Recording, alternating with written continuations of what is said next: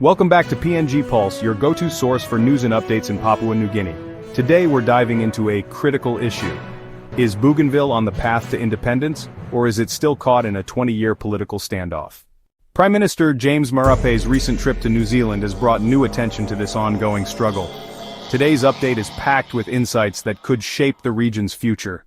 Now here's the interview that sheds light on these crucial issues. Prime Minister, welcome to New Zealand and thank you for your time. Thank you. Pleasure is mine. I'm happy to be back here in New Zealand, land of the long white clouds. Very good. You're here to sign a refreshed statement of partnership with New Zealand. Why does Papua New Guinea's relationship with New Zealand matter?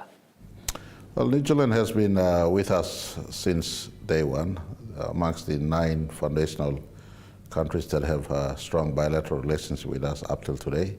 But not just amongst the 9, very close Pacific Island family member country. It is important in that context. We belong to the Pacific family.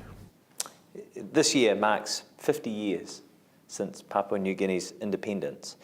Despite your country's vast minerals, Papua New Guinea still has significant problems with safety and security, corruption. 40% of your population lives in poverty. What's holding Papua New Guinea back? Well, Papua New Guinea is the most diverse nation on planet Earth. 50 years may seem like a lifetime. It is a lifetime, but it is short in the context of where we came from. A nation of so much diversity in a land size that is even bigger than New Zealand for context. Our 462,840 square kilometers of land is about 100 or 200,000 square kilometers bigger than New Zealand. A land size bigger than Japan, bigger than UK. You have 1 or 2 languages here. Japan's got 1 language. UK's got 1 language. You have contact with civilization over 200, 300, 400 years. It's 50 years of contact, starting with the economic base of $1 billion US dollar. For a longer time, in the 21st, 27 years of our life, Bougainville crisis, global financial crisis exposure, minimal export base. From where we started off, 50 years of maintaining democracy is not bad, but there's still more room for improvement. Our many cluster our mineral wealth in the context of them being sufficient to fix all our country's need, in the context of our population, in the context of our geography. That mineral wealth conversion to actual dollars or kina for our development has been minimal in the context of our vast need. So there we go. Needs are big, resources small, expectations are also big. Our population is bigger.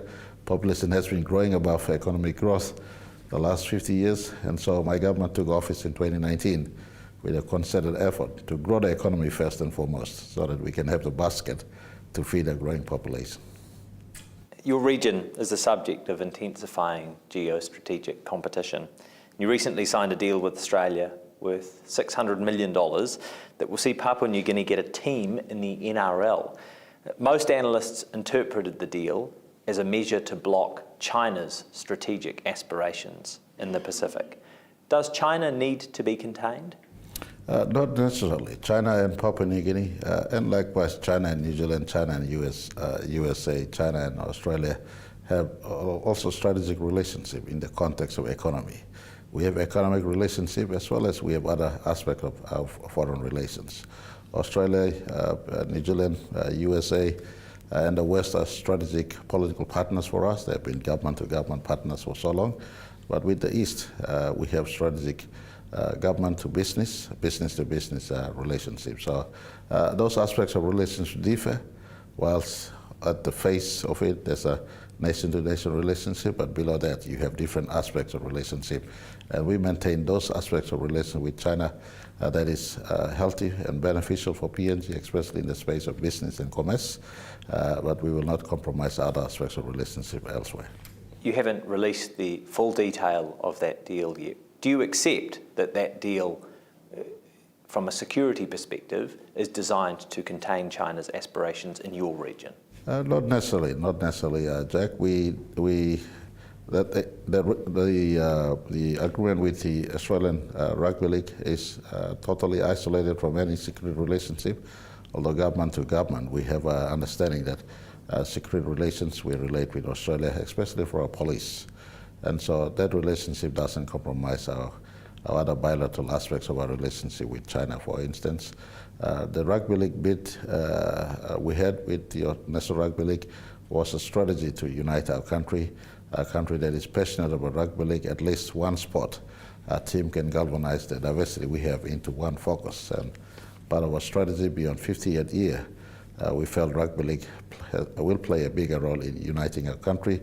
Of course, uniting our country has also security implications, meaning people are settled into one focus, lawlessness is contained, and we've attached our rugby league aspirations with settling our people, uniting our people. And Australia has stepped in also in offering help to police in that context. That is another aspect of a bilateral relationship, and we have that been ongoing for some time. We're expanding that into context. You said that the deal isn't designed to contain China, but from what has been made public about it, there is an escape clause by which Australia can immediately pull out if Papua New Guinea signs a security or policing deal with China. Is a rugby league team worth compromising your country's right to choose its own diplomatic path over? Not necessarily, not necessarily. We don't have any security, or deeper security relations with China or other nations for that matter. Australia close to us, shared borders, shared security interests.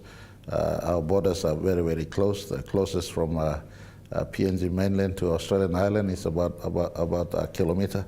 And so the necessary need for us to have a deeper police relationship is there. And in that context, Australia is a security partner of choice in as far as policy is concerned.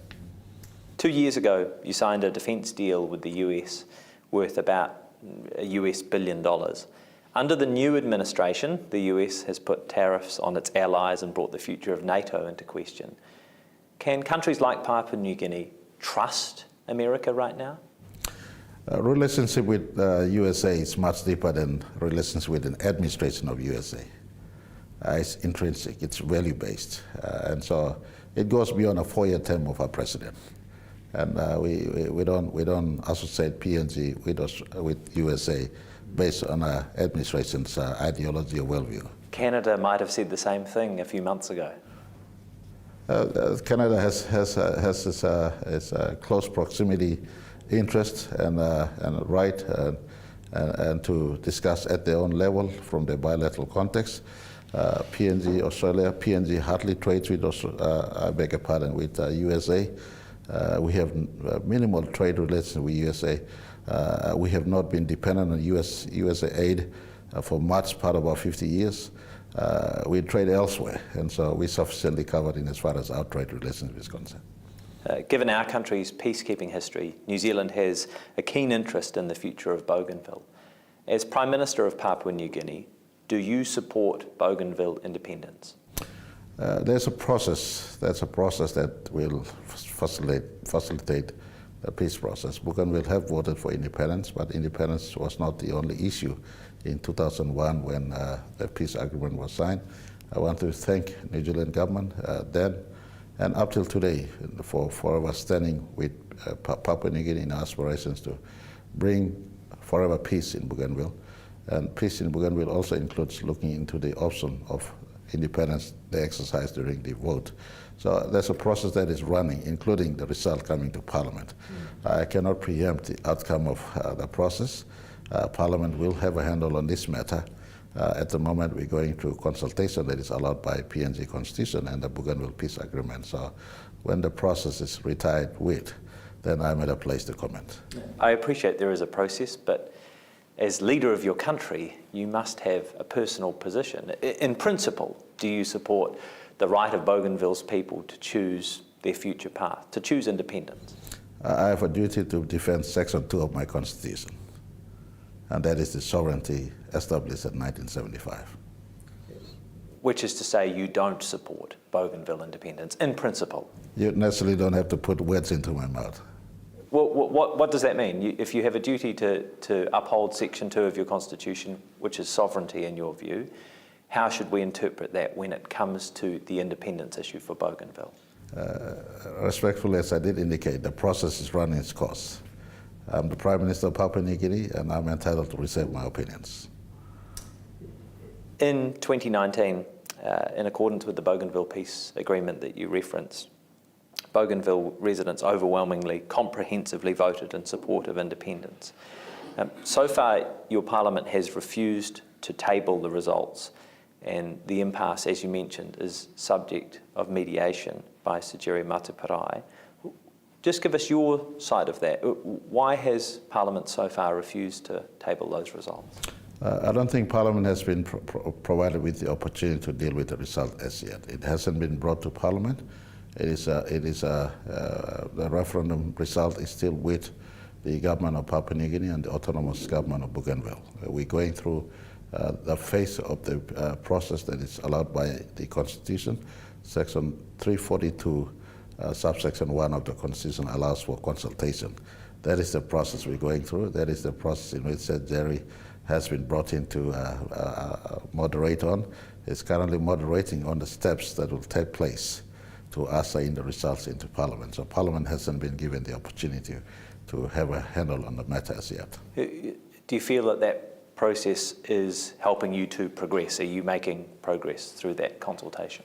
That is part of the process. So Bougainville leadership appreciate that that process must be deployed. They may be as part of the process running as Melanesian people. We may find a solution elsewhere. That is also part of the process. You said recently that Bougainville must have economic independence before it can have political independence. The Panguna mine still has copper and gold deposits worth as much as $90 billion, according to some estimates. Would that not provide sufficient economic independence? That is a matter for Bougainvilleans to decide themselves. And at the moment, as I speak, they have all functional and power autonomy devolved to them, including economic powers. And so until Panguna is up and running and producing revenue for Bougainville, as stand today, 5% of the current expenditure in Bougainville is raised from Bougainville. So it's healthier for them to raise a revenue threshold at least about 50%, if not about 70%, to sustain their current expenditure threshold. You've talked about the process, needing to follow the different steps in the process. So Bougainville's leaders say they want independence by September 1st, 2027 at the absolute latest. Given what you understand about the process, do you think it's possible? Anything is possible. Anything is possible. That date is possible? Anything is possible. I can't preempt the outcome of the moderation and the process that is running. We are in 2025.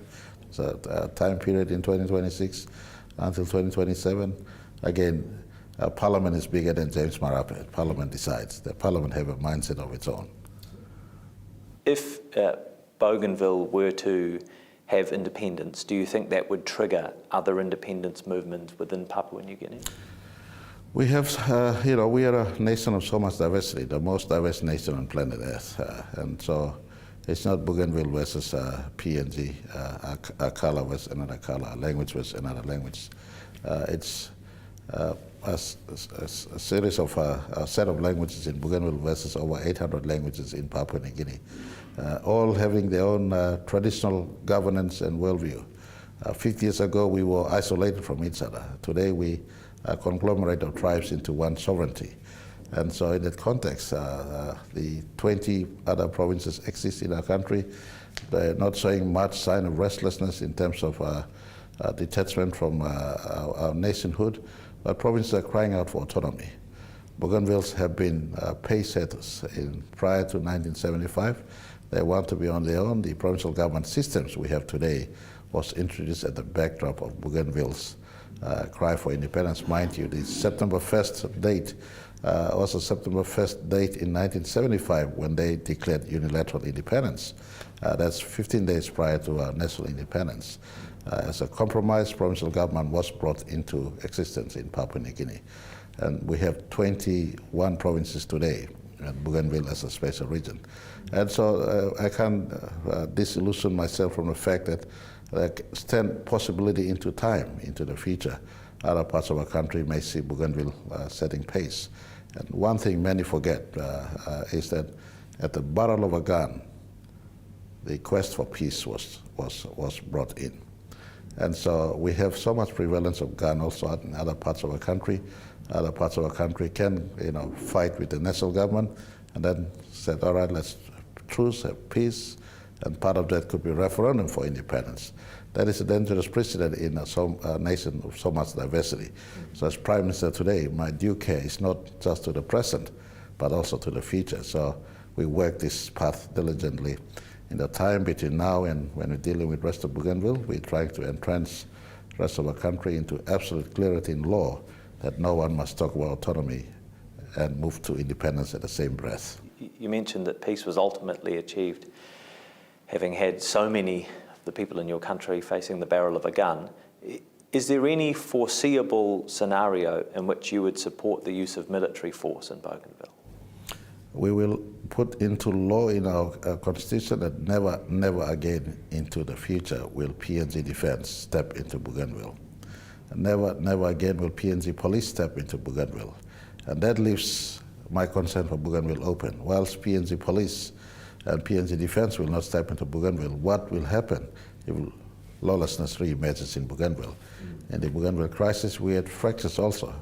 A society that was equally divided between, for instance, the Bougainville Revolution Army and the Bougainville resistance fighters.